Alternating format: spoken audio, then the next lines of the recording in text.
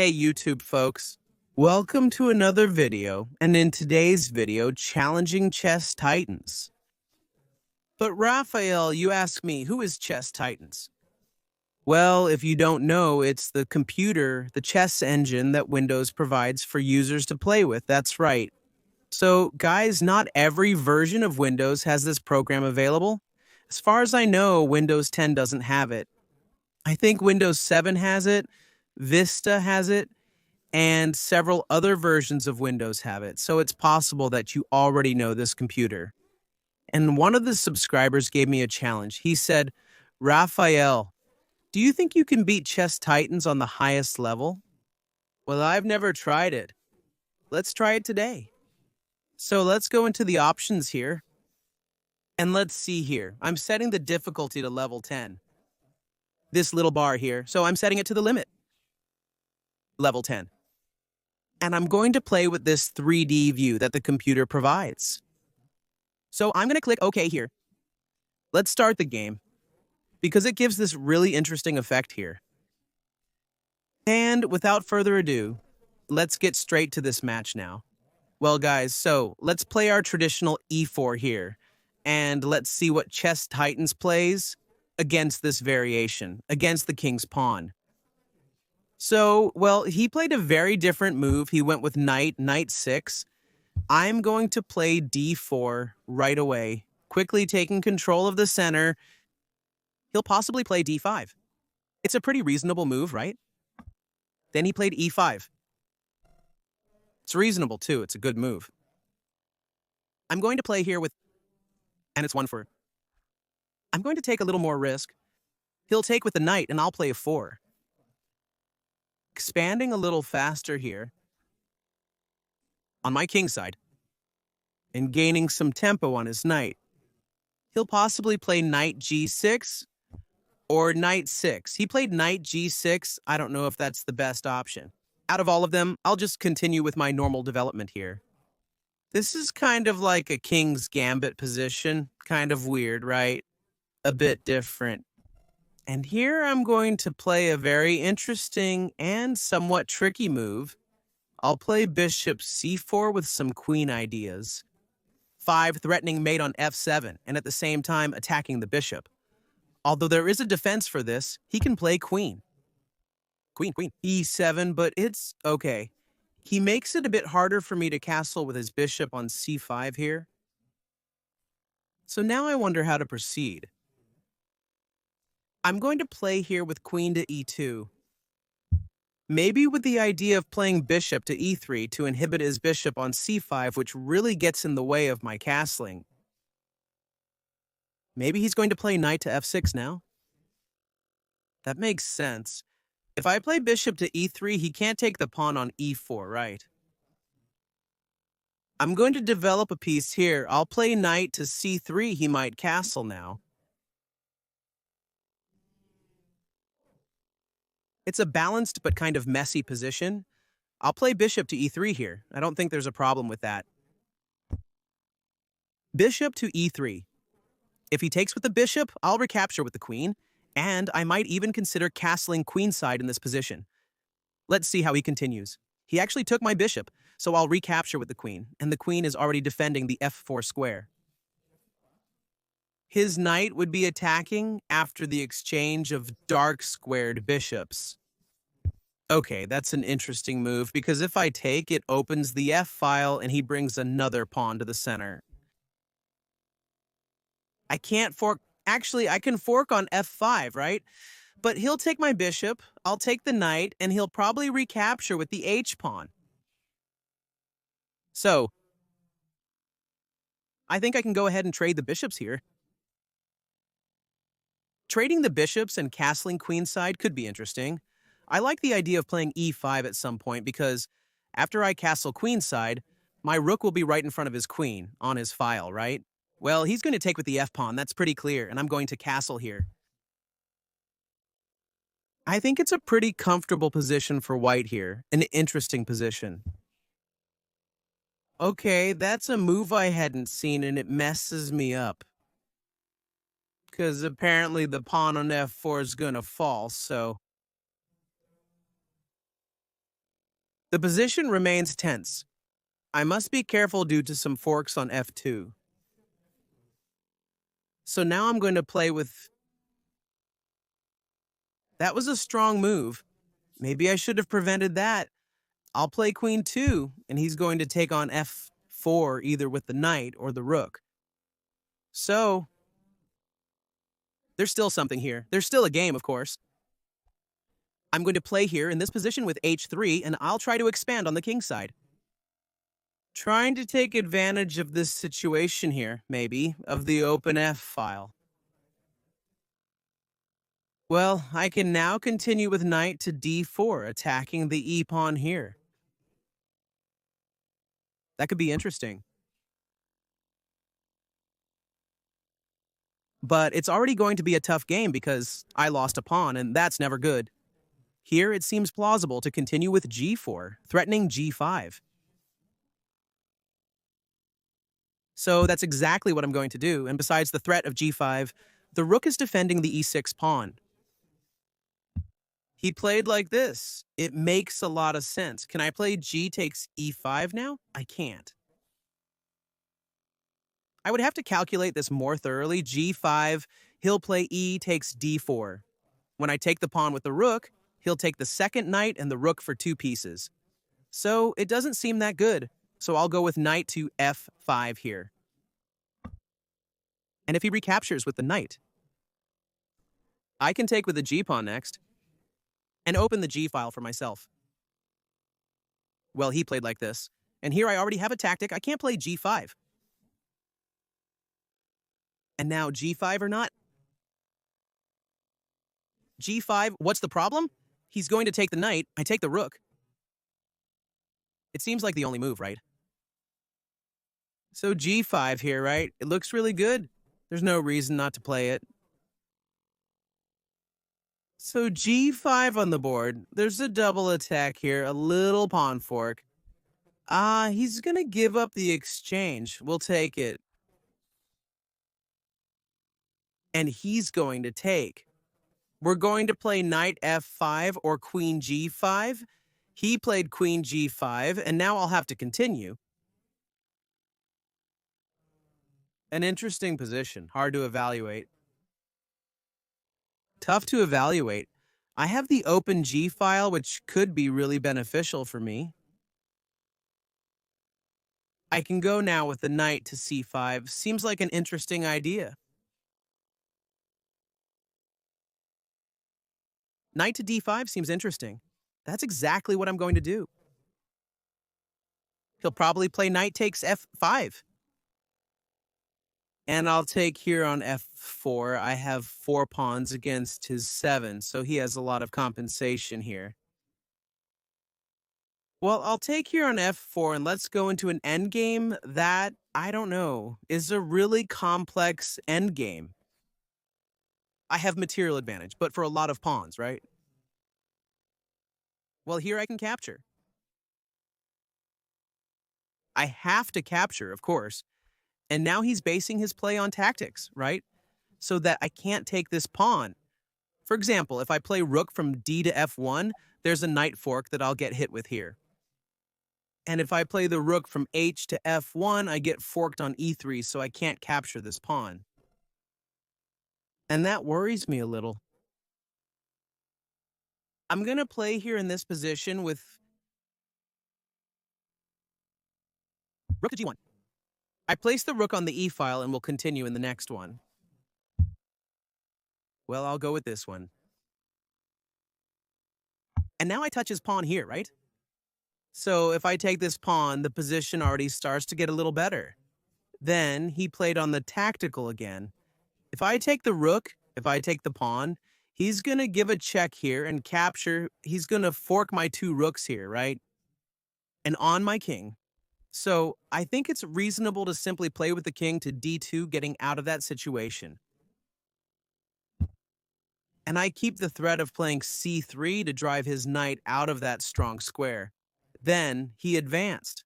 And now I wonder what happens if I play c3. I'm going to play knight to d2, attacking the rook. So he's playing a lot based on tactical shots, which is very common for computers. I think I'll go with tower g3. Trying to increase the pressure on that pawn, and now the idea of playing is coming up.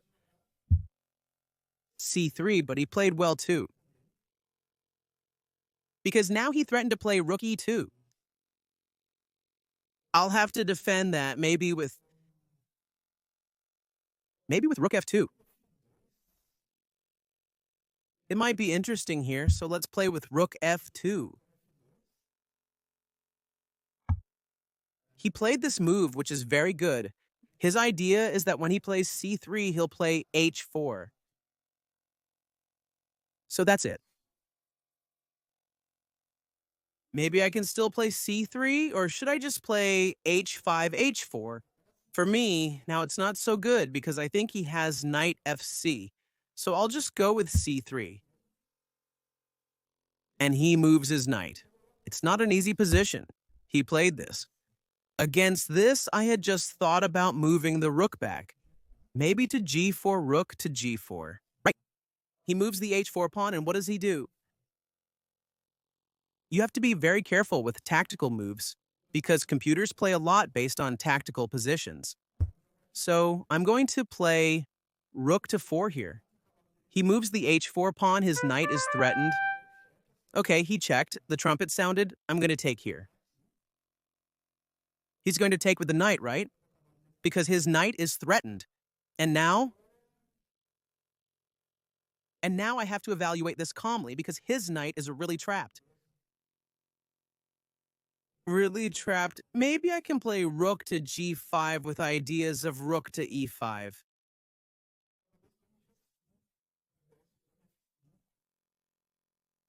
And then I'm almost capturing his knight, but I can't just yet.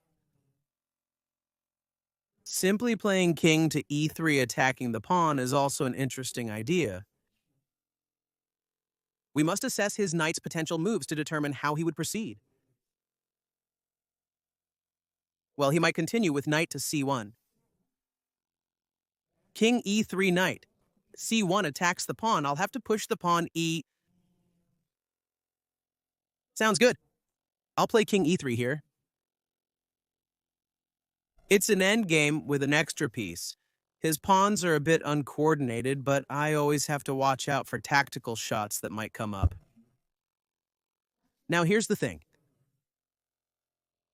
If I just simply take the f3 pawn, and he takes my a2 pawn, his knight is completely trapped, isn't it? I can play rook g, g1, and rook a1, and his knight has nowhere to go.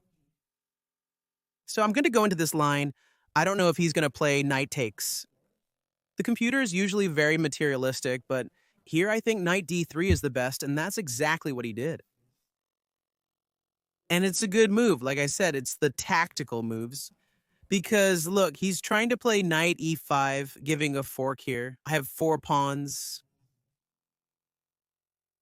The position is going to get pretty complicated after he takes that pawn. Although his knight is still pretty trapped, so I'm going to take this little pawn here. I'm going to get off the theme and let him take on b2, and I'm going to bring my king closer. Maybe king to 5 here is a good idea. King to 5, maybe to keep him from bringing the pawns up so quickly. Or simply his knight is still well trapped. King to e5 seems good here. I have to activate my king's potion quickly, so I play this to go king to d5 and start putting pressure on the d6 pawn. Let's see which one. That's his idea. His idea is to play bishop e5. I'm going to play this one, king to a5. Always being very careful about tactical themes because he evaluates these things very thoroughly. For example, knight e3 is a very computer-like idea. If I take the pawn on d6, there's knight f5. That's what he did. I'm really tuned into his ideas. I think I'm doing well. e6 is an interesting idea. I think he's going to play d5. Then I play king d6 and attack his pawns from behind. I never have king e6 because there's always the idea of knight c5. I'm going to move the knight now. All right, I'll play this one then. His knight is in an annoying position, but his king is inactive. I must take advantage of that. Having only 3 pawns could be problematic. He attacked my c3 pawn. I'm going to have to defend that pawn. Maybe d3. I don't think I'm falling for any forks here because the king and the rook are on opposite colored squares. He never has a way to fork me. He played that move now. His knight is really trapped, and I think he's being pretty careless about that. Maybe play rook to 4 now to really lock in his knight. After rook to 4, he's forced to play knight to 2. His knight is pretty much out of squares. Will it work? Rook to 4.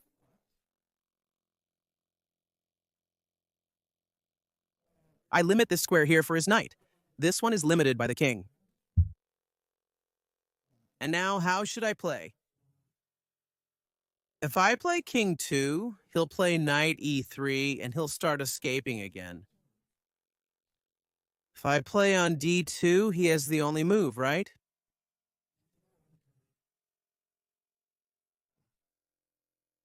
It's a complex position, really hard to evaluate. Maybe I should play now with rf5, attacking his pawn.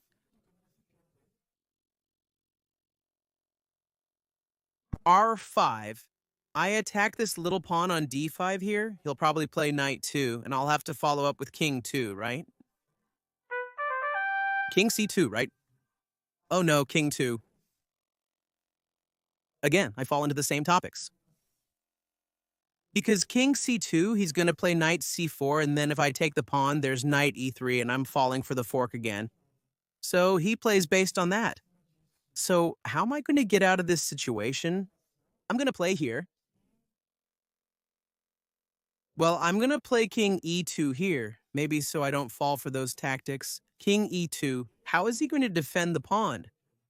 Is he going to push it, I wonder? Well, I'm going to play king to 2 here.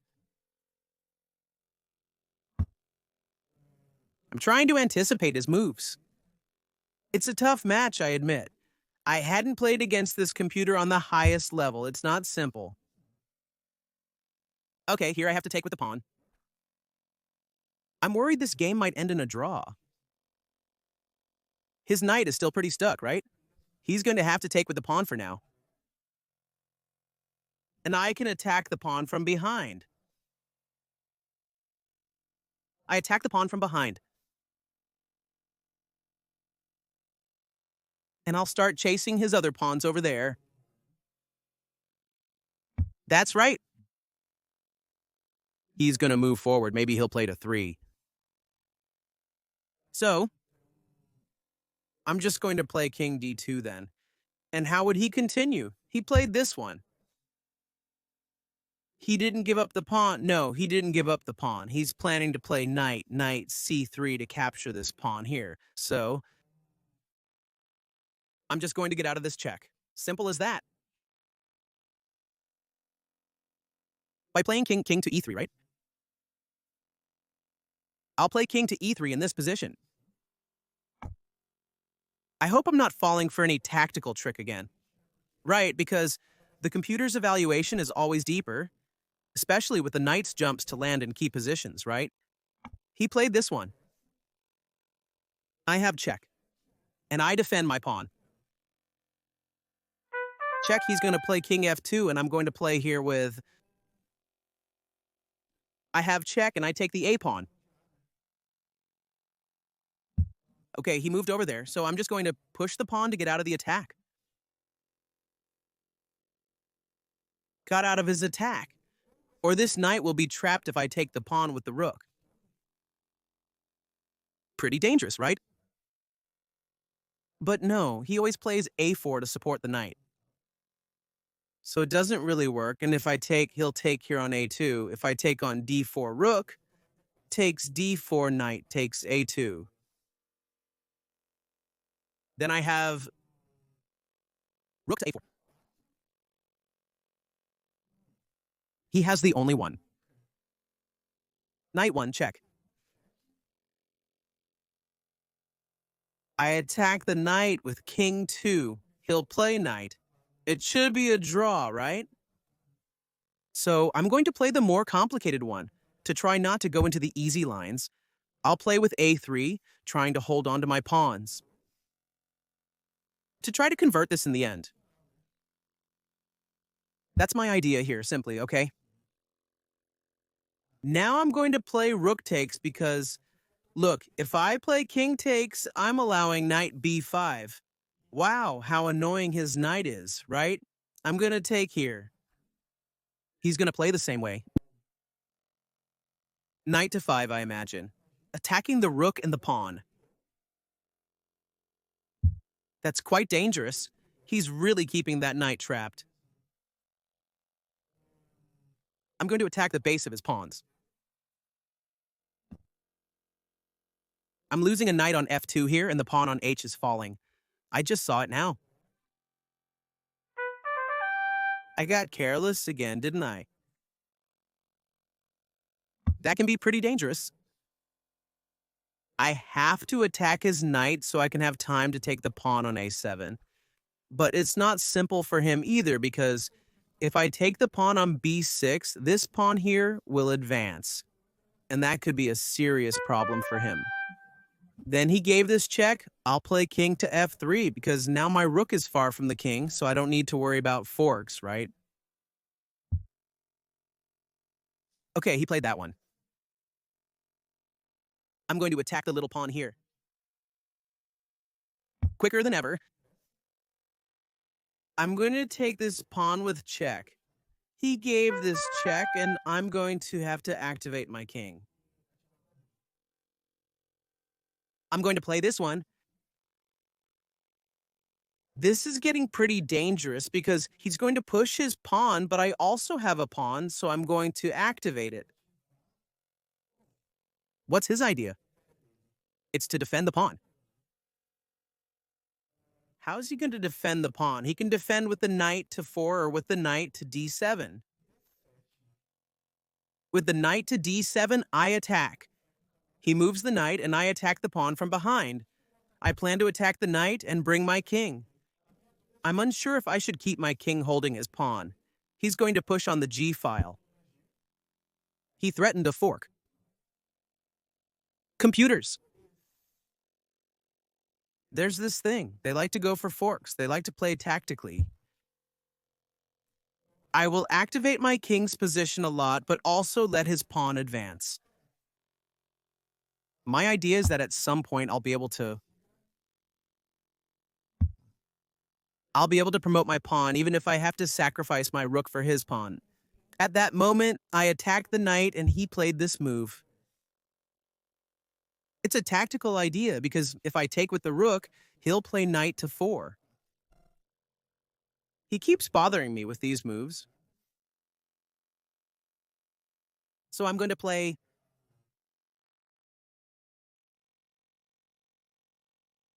Well, now how do I proceed? I'll move my pawn forward then. If I push my pawn, he'll probably push his pawn too. He'll play g5 here.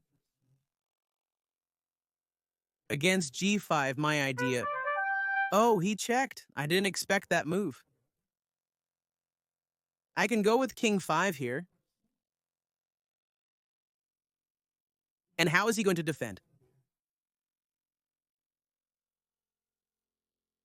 I go here with king d5. Attack the knight, attack the pawn on b6 if his pawn falls. The situation will get dangerous, so here I'll play with ad4. He's going to play knight f5, and now he's losing control of the defense of that pawn. He keeps giving checks. Now I'm going to get out of all the checks, so he doesn't have any more.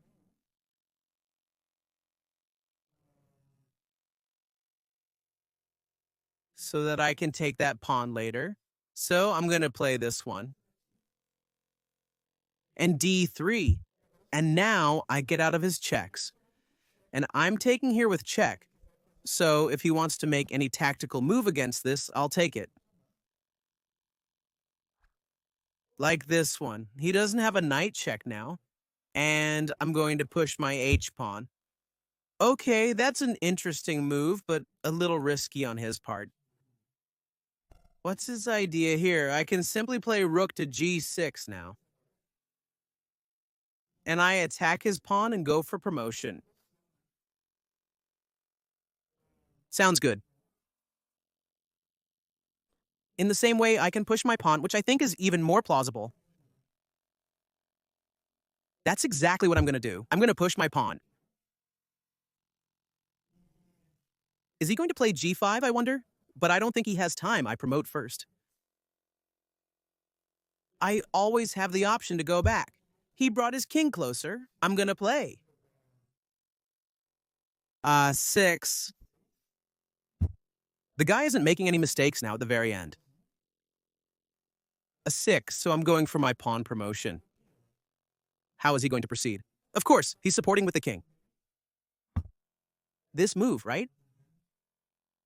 But now I have myself. I have rook b7. It looks like it's supporting the pawn, and it's strong, right? I have check 2. He's going to play king 6.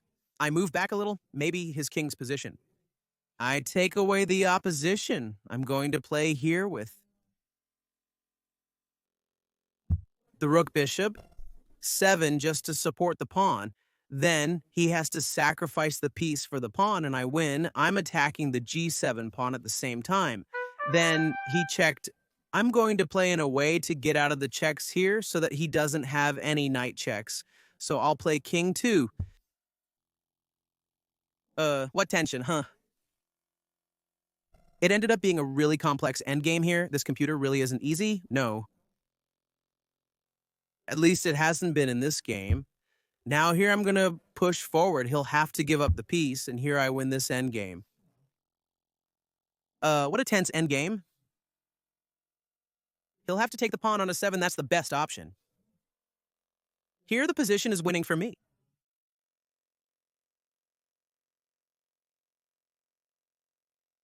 That's it. He'll have to sacrifice. Now I take here and go after the g-pawn and win easily.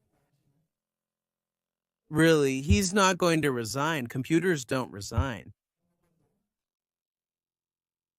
So I'm going to take here the g6 pawn. I take this one, and now... Well, now it's a pretty simple checkmate, king and rook mate.